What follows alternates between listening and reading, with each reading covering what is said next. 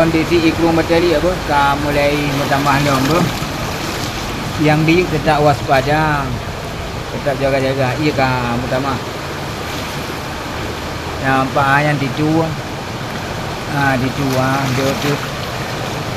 Semoga baik kita mali dalam doa Allah. Itu.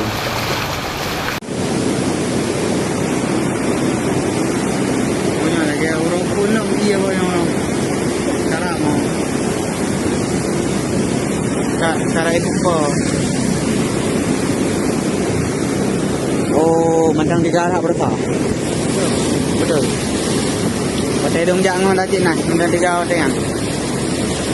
Lewat jatuh ada. Anjay ujian lom. Sampai sana.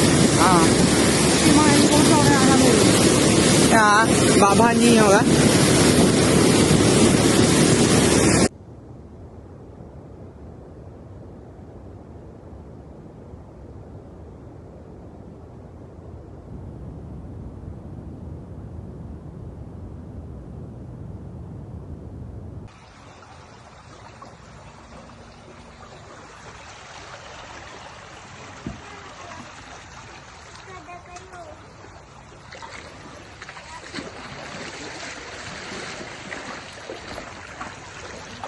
Jadi guys, gimana Aceh Utara sekarang guys? Sudah tersentuh belum semuanya? Nah lihat ini, kita di Kecamatan Baktia, Desa Alugedung.